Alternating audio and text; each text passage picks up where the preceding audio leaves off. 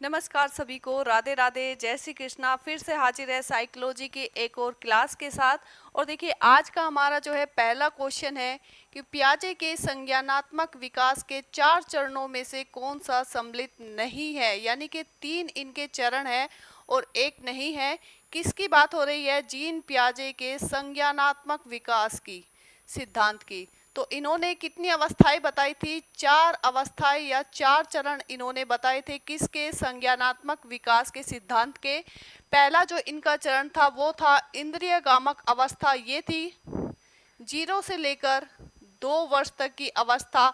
और इस अवस्था में जो है बालक वस्तु स्थायित्व का गुण प्राप्त कर लेता है, वस्तु स्थायित्व का गुण बालक में आ जाता है। दूसरी अवस्था इन्होंने बताई थी कौन सी? पूर्व संक्रियात्मक अवस्था। ये अवस्था थी 2 से लेकर 7 वर्ष तक की अवस्था। और इस अवस्था में बालक जो है, इस अवस्था को हम कह सकते हैं जीववाद के सिद्धांत पर आधारित है।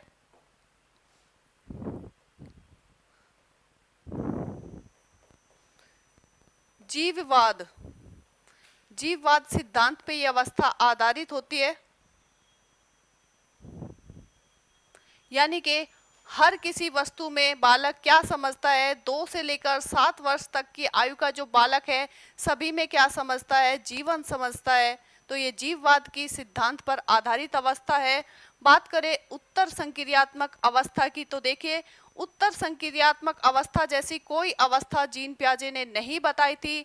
इनकी जो तीसरी अवस्था थी वो थी मूर्त संक्रियात्मक अवस्था।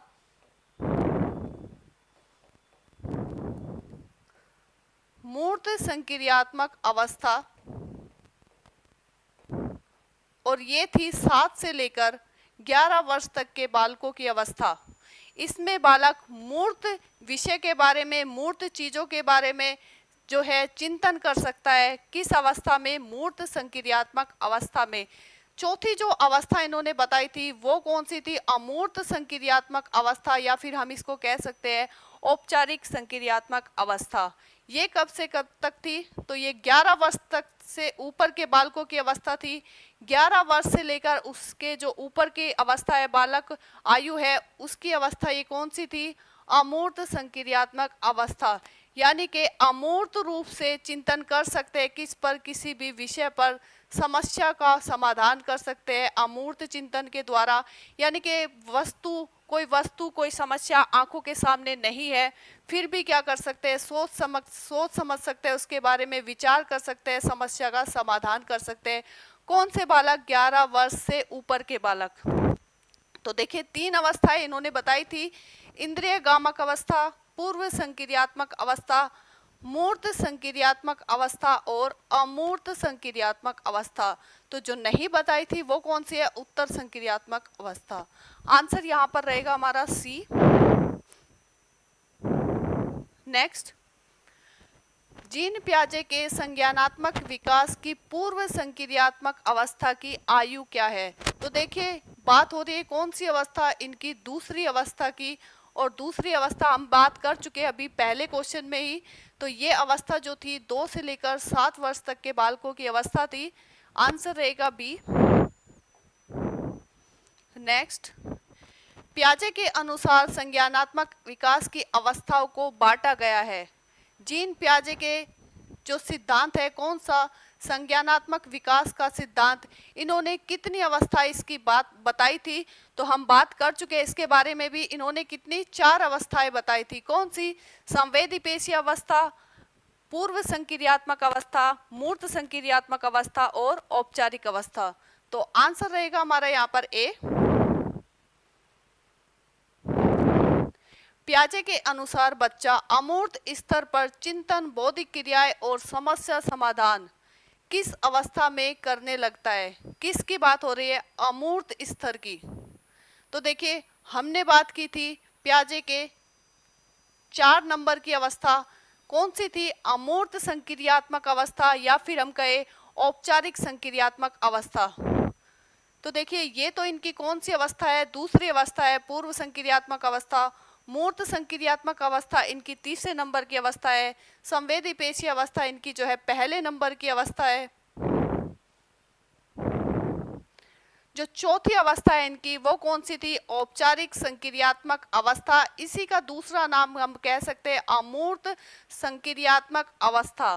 तो आंसर रहेगा हमारा सी। इस अवस्था में बालक जो है अमूर्त रूप से जो है चिंतन कर सकता है, बौद्धिक क्रियाएं कर सकता है और समस्या का समाधान कर सकता है। तो आंसर यहाँ पर रहेगा हमारा सी।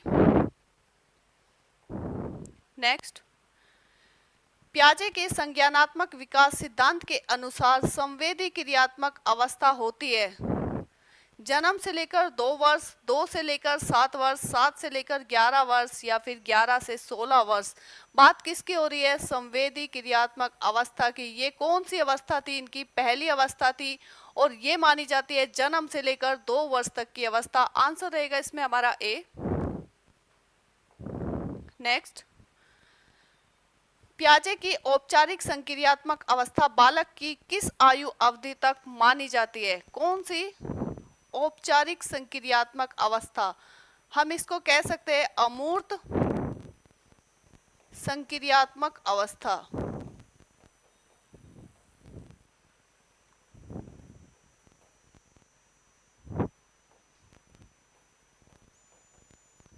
अमूर्त संक्रियात्मक अवस्था भी हम इसको कह सकते हैं। और ये कौन सी अवस्था थी? ये हमारी 4 नंबर की अवस्था है और ये रहेगी आंसर 11 से लेकर 15 वर्ष तक की अवस्था।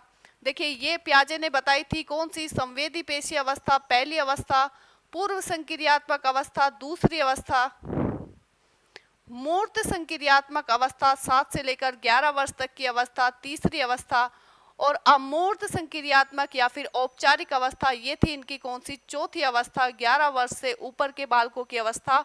आंसर रहेगा यहाँ पर डी। उत्तर बाल्यावस्था में बालक भौतिक वस्तुओं के किस आवश्यक तत्व में परिवर्तन समझने लगता है? ऑप्शन में है द्रव्यमान, द्रव्यमान और संख्या, केवल संख्या, या फिर द्रव्यमान, संख्या और क्षेत्र। बात किसकी हो रही है? उत्तर बाल्यावस्था की। एज क्या है इसकी? तो देखिए, इसकी जो एज है वो है 7 से लेकर 12 वर्ष तक की अवस्था। और ये जीन पियाजे की कौन सी अवस्था में हम रख सकते हैं? तीसरी अवस्था। 7 से लेकर 12 वर्ष तक की आयु की जो अवस्था है उसको हम कहते हैं क्या? उत्तर बाल्यावस्था। और जीन पियाजे की कौन सी अवस्था में रख सकते हैं?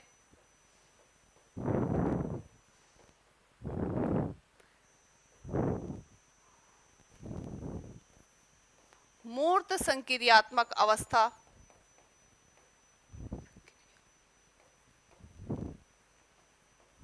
मूर्त संक्रियात्मक अवस्था कौन सी अवस्था थी? ये कब से कब तक? तो ये थी 7 से लेकर 11 वर्ष तक की अवस्था। तो देखिए, जीन पियाजे की मूर्त संक्रियात्मक अवस्था के अनुसार उत्तर बाल्यावस्था में कौन से भौतिक वस्तुओं की आवश्यक तत्व में परिवर्तन जो है बालक समझने लगता है? तो देखिए, द्रव्यमान, द्रव्यमान और संख्या, संख्या, द्रव्यमान, संख्या और क्षेत्र। तो देखिए, एक जो बालक है 7 से लेकर 12 वर्ष तक की आयु का बालक द्रव्यमान को समझने लगता है, यानी कि उसके अगर उसके सामने मिट्टी के गोले को, बालक के सामने मिट्टी के गोले को क्या कर दिया जाए? चपटा कर दिया जाए, तो वो ये समझ लेगा कि मिट्टी जो है, मिट्टी की मात्रा में कोई परिवर्तन नहीं हुआ है, केवल उसके बाहरी आकार में जो है परिवर्तन हुआ है। संख्या की बात करें तो इस एज का जो बालक है संख्या में परिवर्तन को समझने लगता है।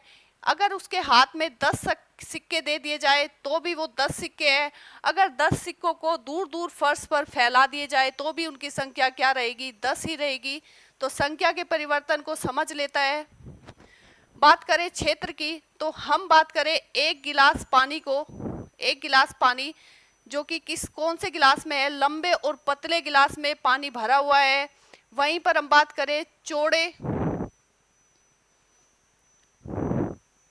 चौड़े और छोटे गिलास में, अगर इस एक गिलास पानी को डाल दिया जाए तो भी वो उतना ही क्षेत्र घेरेगा जितना कि यहाँ पर लंबे पतले गिलास में वो पानी जगह घेर रहा था।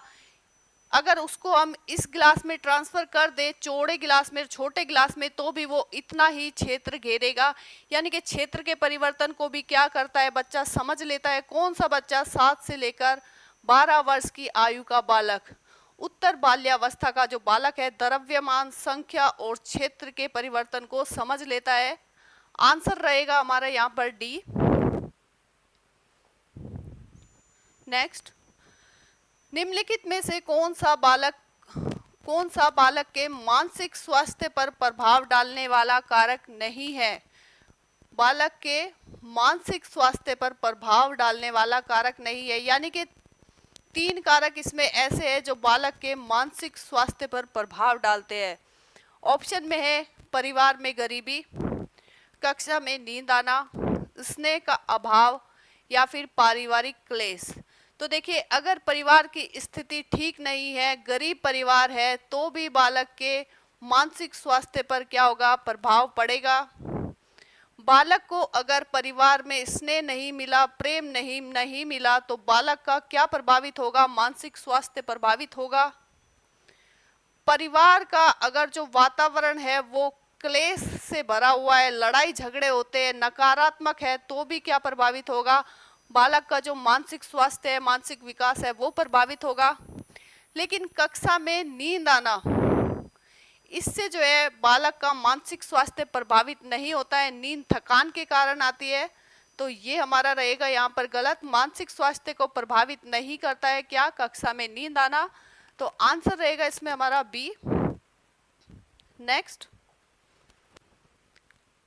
एक बालक की संज्ञानात्मक शक्तियों जैसे कल्पना शक्ति, बुद्धि, निर्णय लेने की क्षमता आदि का संबंध है बालक के कौन से विकास से? शारीरिक विकास से, सामाजिक विकास से, या फिर सर्वांगीण विकास से, या फिर कहे मानसिक विकास से?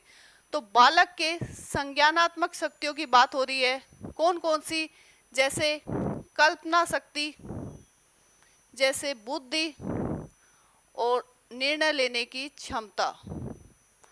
कल्पना शक्ति क्या है? किसी भी चीज के बारे में सोचना, चीज के बारे में सोचना या फिर नई चीजों को सोचना क्या है? सोचना क्या है?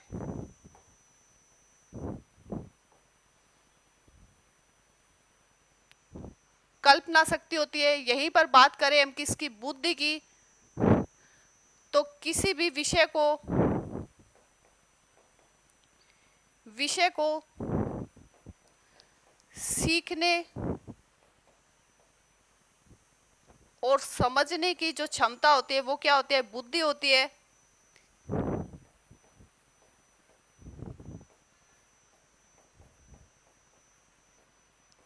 सीखने की क्षमता बुद्धि होती है। निर्णय लेने की क्षमता यानी कि सही और गलत का चुनाव करना, सही व गलत का चुनाव करना। देखिए, कल्पना शक्ति किसी भी चीज के बारे में सोचना या फिर नए विषय के, नई चीजों के बारे में सोचना। बुद्धि क्या होती है? विषय को सीखने और समझने की क्षमता। निर्णय लेने की क्षमता यानी कि सही व गलत के बीच में चुनाव करना। और ये जितनी भी क्रियाएं हैं, कल्पना शक्ति, बुद्धि, निर्णय लेने की क्षमता, सभी किससे जुड़ी होती है? किससे जुड़ी होती है? हमारे माइंड से जुड़ी होती है। हमारे माइंड से जुड़ी होती है। और जैसे जैसे बालक में सोचने की, सीखने की, समझने की, निर्णय लेने की और तर्क करने की क्षमता का जो है विकास होता है, ऐसे ऐसे ही क्या होता है? बालक का मानसिक विकास होता है। जैसे जैसे कल्पना शक्ति, सीखने की क्षमता, समझने की क्षमता, बात करें तर्क करने की क्षमता, सही और गलत में निर्णय लेने की क्षमता का विकास होता है, इसी के साथ साथ क्या होता है? बालक का, व्यक्ति का मानसिक विकास होता जाता है। तो आंसर यहाँ पर रहेगा हमारा डी। नेक्स्ट, मानसिक विकास को प्रभावित करने वाले कारक है। तो कौन कौन से कारक है जो मानसिक विकास को प्रभावित करते हैं? ऑप्शन में है वंशानुक्रम, परिवार का वातावरण, या फिर परिवार की सामाजिक स्थिति, या फिर उपरोक्त सभी, उपरोक्त समस्त। तो देखिए, वंशानुक्रम जो है मानसिक विकास को प्रभावित करता है, क्योंकि मानसिक विकास का सीधा संबंध किससे है? बुद्धि से है। सीखने से है। बुद्धि के द्वारा हम क्या करते हैं? सीखते हैं, समझते हैं, समझते हैं। तो बुद्धि का संबंध किससे होता है? मानसिक विकास से होता है। और बात करें तरल्य बुद्धि, केटल ने दो प्रकार की बुद्धि बताई थी, तरल बुद्धि और ठोस बुद्धि। जो तरल बुद्धि होती है वो कहाँ से आती है? माता पिता से मिलती है। माता पिता से कैसे मिलती है? वंशानुक्रम रूप में मिलती है तरल बुद्धि। यानी कि सीधा सीधा मानसिक विकास का जो प्रभावित करने वाला कारक है वो है क्या? वंशानुक्रम। बात करें परिवार का वातावरण, तो बिल्कुल परिवार का जो वातावरण है वो मानसिक विकास को, मानसिक स्वास्थ्य को प्रभावित करता है। अगर एक परिवार का वातावरण सकारात्मक है, अच्छा है, सुखद है, तो बालक का मानसिक विकास अच्छे प्रकार से होगा। वहीं इसका उल्टा, अगर वातावरण जो है परिवार का सही नहीं है, लड़ाई झगड़े होते हैं, नकारात्मक है, तो विकास जो है बालक का अवरुद्ध हो जाएगा, अच्छे प्रकार से नहीं होगा। बात करें परिवार की सामाजिक स्थिति, तो बिल्कुल जो मानसिक विकास है उसको प्रभावित करती है क्या? परिवार की सामाजिक स्थिति। परिवार की समाज में क्या स्थिति है? अगर परिवार की समाज में जो है अच्छी स्थिति है तो बालक के मानसिक विकास पर सकारात्मक प्रभाव होगा, सुखद प्रभाव पड़ेगा। अगर निम्न स्थिति, अगर परिवार की क्या है? निम्न स्थिति है किसमें? समाज में, तो बालक के मानसिक विकास पर नकारात्मक प्रभाव पड़ेगा। तो ये सभी जो है वंशानुक्रम, परिवार का वातावरण, परिवार की सामाजिक स्थिति बालक के मानसिक विकास को प्रभावित करती है। आंसर रहेगा डी। नेक्स्ट, बच्चों के संवेगों के संदर्भ में निम्नलिखित में से कौन सा कथन सही नहीं है? यानी कि 3 कथन सही है और 1 सही नहीं है। किसके बारे में? संवेगों के बारे में, यानी कि भावों के बारे में, संवेगों के बारे में कौन सा कथन जो है वो सही नहीं है? संवेगों की प्रकृति व्यक्तिगत होती है, संवेगों में विस्थापन का गुण नहीं होता है, संवेग उद्दीपक का उत्पाद होते हैं, या फिर संवेगों की अभिव्यक्ति समान नहीं होती है। तो देखिए, बात करें संवेगों की जो प्रकृति है वो व्यक्तिगत होती है। बिल्कुल समान स्थिति में, अगर समान स्थिति में कई सारे बालक को रख दिया जाए, बिठा दिया जाए, समान स्थिति में रखा जाए, तो जरूरी नहीं है कि सभी जो बालक है, सभी बालक एक ही प्रकार का संवेग उनमें उत्पन्न होगा। मानकर चलिए 10 बालक यहाँ पर बैठे हैं और उनके सामने क्या आ जाए? हाथी आ जाए, हाथी आ जाए, तो हो सकता है इनमें से 2 बालक तो रोने लग जाए, 2 बालक जो है खुशी से नाच उठे, इंजॉय करने लग जाए, और 2-4 बालक बिल्कुल सहमे डरे बैठे रहे। तो सभी के जो है संवेग जो है व्यक्तिगत होते हैं, एक ही समान स्थिति में अलग अलग संवेग जो है उत्पन्न होते हैं। तो यहाँ पर ये सही रहेगा कि संवेग जो होते हैं प्रकृति इनकी व्यक्तिगत होती है। संवेगों में विस्थापन का गुण नहीं होता है, तो देखिए यहाँ पर नहीं दिया हुआ है, ये गलत है। संवेगों में विस्थापन का गुण होता है। मानकर चलिए किसी बालक को शिक्षक ने क्या किया? डांट दिया। तो वह बालक जब घर जाएगा तो अपने जो छोटे भाई बहन है, छोटे भाई बहनों पर उस गुस्से को निकाल देगा। जो शिक्षक पे उसे गुस्सा आया, शिक्षक ने उसको डांटा, उसको कहाँ विस्थापन कर देगा? अपने से छोटे भाई बहनों पर विस्थापन करेगा। तो संवेगों में विस्थापन का गुण होता है। तो ये रहेगा हमारा सही। यहाँ पर सही नहीं पूछा था तो ये गलत है। संवेगों में विस्थापन का गुण नहीं होता है, ऐसा नहीं है। संवेगों में क्या होता है? विस्थापन का गुण होता है। संवेग उद्दीपक का उत्पाद होते हैं। बिल्कुल, संवेग जो होते हैं उद्दीपक का उत्पाद होते हैं। मानकर चलिए आप किसी बालक को जो है उपहार दे रहे हैं, तभी उसमें कौन सा संवेग उत्पन्न होगा? खुशी होगी, उसको खुशी का संवेग उत्पन्न होगा। मानकर चलिए किसी बालक की जो प्रिय वस्तु है, बहुत ही प्रिय वस्तु है, प्रिय वस्तु है वो टूट गई है, और जब वो टूटी हुई वस्तु को देखता है तो क्या होता है, उसको क्रोध आता है, गुस्सा आता है। तो क्रोध, गुस्से का संवेग उसमें उत्पन्न हो जाता है।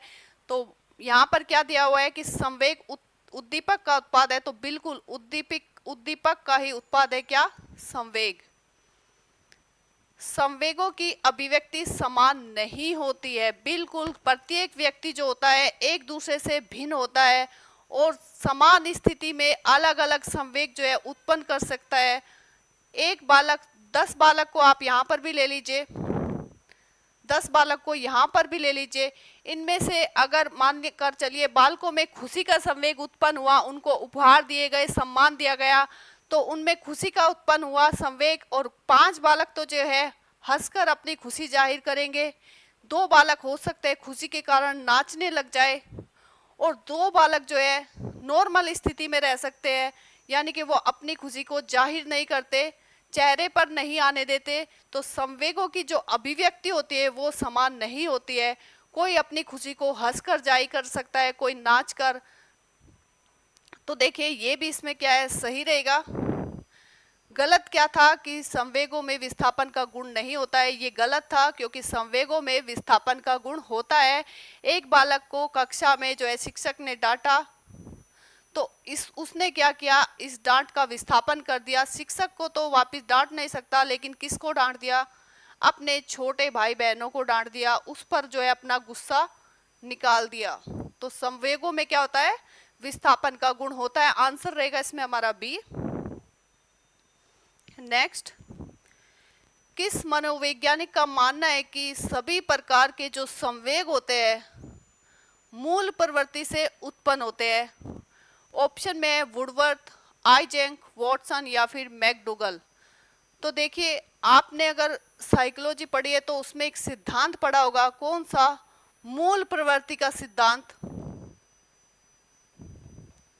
मूल प्रवृत्ति का सिद्धांत इन्होंने, किसने दिया है ये सिद्धांत, ये दिया है मैकडूगल ने, और इन्होंने 14 प्रकार के जो है मूल प्रवृत्तियां बताई है। कितनी, 14 प्रकार की मूल प्रवृत्तियां बताई है। किसने, मैकडूगल ने। कौन से सिद्धांत में, मूल प्रवृत्ति के सिद्धांत में। और प्रत्येक जो मूल प्रवृत्ति है, मूल प्रवृत्ति है, उससे क्या जोड़ा है, एक विशिष्ट संवेग जोड़ दिया है,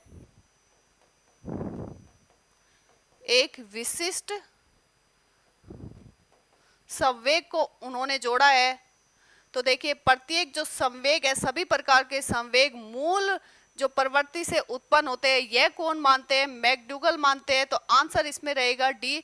मैकडूगल ने मूल प्रवृत्ति का सिद्धांत दिया, इसमें इन्होंने 14 प्रकार की मूल प्रवृत्तियां बताई है, और प्रत्येक मूल प्रवृत्ति से इन्होंने एक विशिष्ट संवेग को जोड़ा है। तो आंसर यहां पर रहेगा हमारा डी।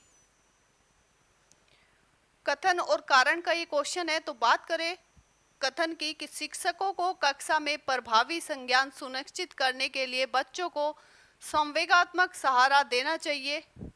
कारण है संवेग व संज्ञान एक दूसरे से जटिल रूप से संबंधित होते हैं। तो देखिए संवेगात्मक रूप से सहारा देना चाहिए, बिल्कुल। बालक जब भावनात्मक रूप से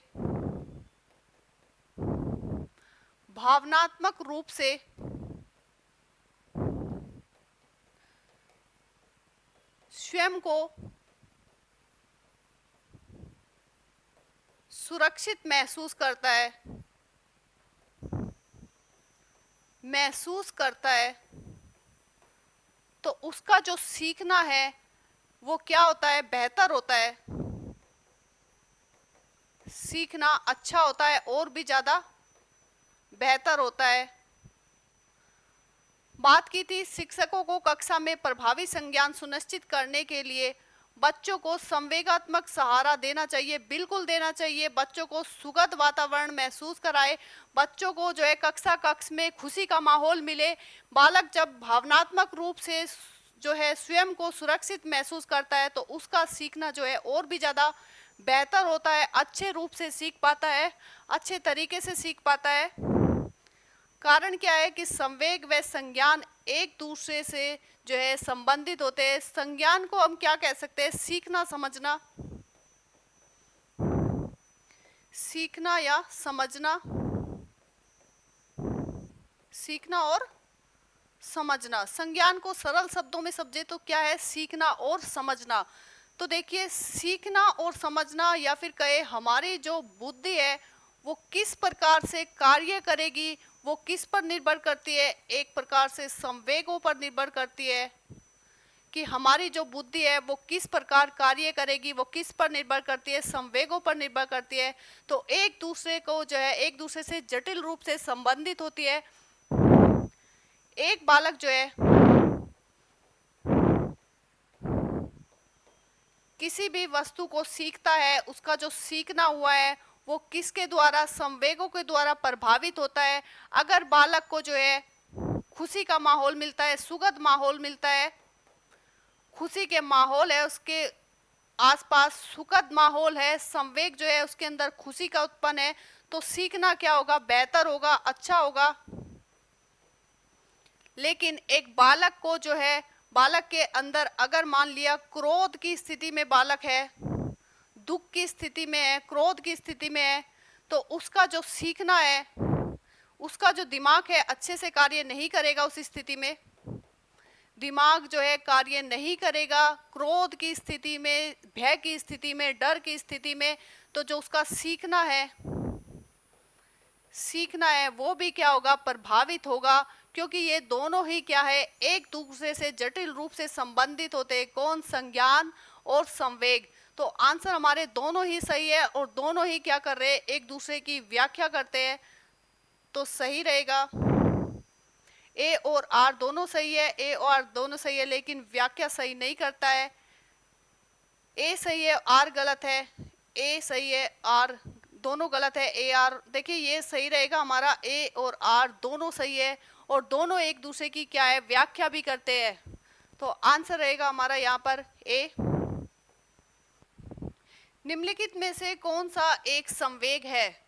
ऑप्शन में हमारे पास स्मृति, डर, ध्यान, उत्तेजना। तो देखिए, स्मृति क्या है? किसी भी विषय को याद रखना, किसी भी वस्तु, विषय, चीज को क्या याद रखना, या फिर कहे याद रखने की मानसिक क्षमता क्या होती है? स्मृति होती है। ध्यान को हम कहे किसी भी विषय पर या चीज पर, किसी भी चीज या विषय पर मन को केंद्रित करना, मन को केंद्रित करना क्या होता है? ध्यान होता है। उत्तेजना क्या होती है? कि हम किसी बाहरी कारण के कारण जब कोई क्रिया करते हैं,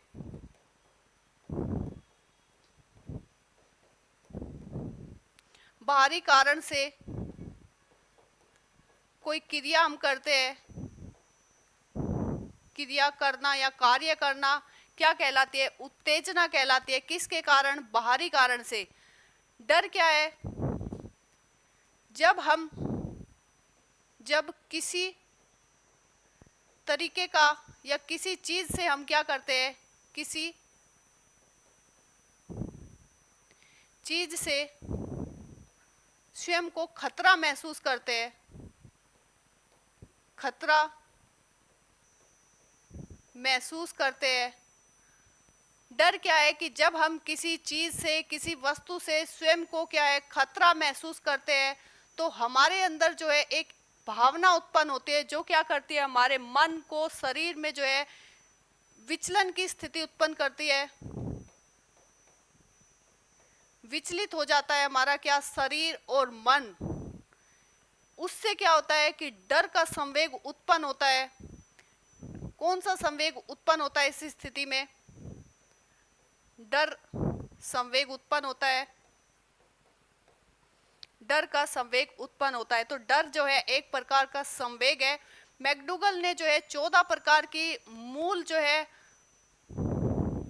मूल प्रवृत्ति बताई थी। कितनी? मैकडूगल ने 14 प्रकार की, और प्रत्येक मूल प्रवृत्ति से जो है एक एक संवेग जोड़ा था। उसमें से जो है एक विशिष्ट संवेग डर है। तो आंसर हमारा यहाँ पर एक संवेग कौन सा है? तो ये है डर। केवल और केवल यहाँ पर डर एक संवेग है। आंसर रहेगा बी। निम्नलिखित में से कौन सा संवेग का तत्व नहीं है? किसके संवेग के तत्व नहीं है, यानी कि 3 तत्व इसमें संवेग के दिए हुए हैं और एक नहीं है। ऑप्शन में है व्यवहारात्मक, देही, संज्ञानात्मक या फिर संवेदी। तो देखिए, अगर मैं बात करूं किसकी, डर संवेग की, कौन सा संवेग मैंने यहाँ पर लिया है? डर एक संवेग लिया है।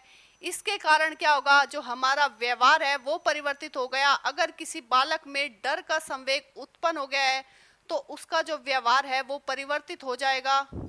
मन में और जो है शरीर में विचलन की स्थिति उत्पन्न हो जाएगी।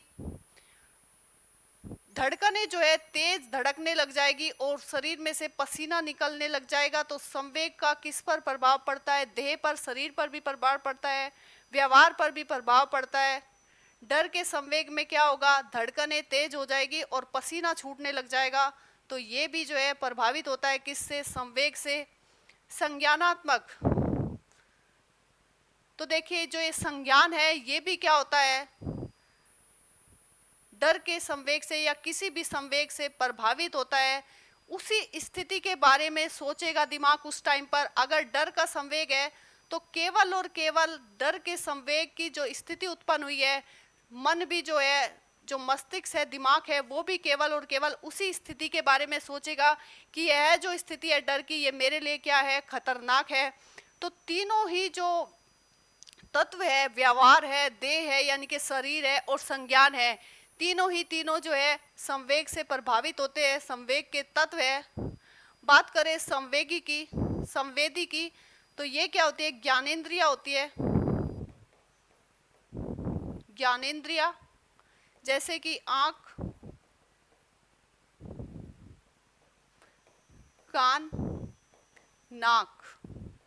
और ये जो ज्ञानेंद्रिया होती है हमारी, ये जो हमारी ज्ञानेंद्रिया होती है, आंख, कान, नाक, ये संवेग से प्रभावित नहीं होती है। तो संवेग का तत्व नहीं है। क्या? संवेदी जो है संवेग का तत्व नहीं है। ज्ञानेंद्रिया जो है संवेग से प्रभावित नहीं होती है। प्रभावित होता है हमारा व्यवहार, हमारी देह, हमारा संज्ञान। तो आंसर यहाँ पर रहेगा डी। निम्नलिखित में से कौन सी परिस्थिति में बच्चे का संवेगात्मक एवं सामाजिक विकास सबसे अच्छे से होगा? ऑप्शन में है जब बच्चे को महत्वपूर्ण माना जाए, उसकी भावनाओं का सम्मान किया जाए, या फिर बच्चे को अधिक से अधिक पढ़ने को कहा जाए, बच्चे के कक्षा में अच्छे अंक आए, या फिर जब शिक्षक बच्चों को उनके बौद्धिक स्तर के अनुसार पढ़ाए। तो देखिए, बच्चे का जो संवेगात्मक और सामाजिक विकास है वो किस प्रकार से अच्छे से होगा कि जब बच्चे को महसूस कराया जाए कि प्रत्येक बालक जो है महत्वपूर्ण है, उनकी भावनाओं को सम्मान किया जाए, उनकी बातों को सुना जाए और उनकी बातों को जो है सम्मान किया जाए, उनकी बातों का, उनकी भावनाओं का, ना कि उनका मजाक उड़ाया जाए। तो आंसर रहेगा हमारा ए। एक बालक का संवेगात्मक और सामाजिक विकास अच्छे तरीके से कब होगा? जब हम बालक को महत्वपूर्ण महसूस कराएंगे, उसकी भावनाओं का सम्मान करेंगे, उसकी बातों को सुनेंगे, उसकी बातों का मजाक नहीं बनाएंगे, उसकी भावनाओं का क्या करेंगे? महत्वपूर्ण मानते उनका सम्मान करेंगे। तो आंसर रहेगा हमारा यहाँ पर ए। तो देखिए, ये थी आज की हमारी छोटी सी क्लास आपको कैसी लगी है कमेंट बॉक्स में बताइएगा। अच्छी लगे तो प्लीज़ वीडियो को एक लाइक ज़रूर कीजिएगा। मिलते हैं आपसे नेक्स्ट क्लास में कुछ और अच्छे इसी प्रकार के साइकोलॉजी के क्वेश्चनों के साथ। आज के लिए आपका बहुत बहुत धन्यवाद।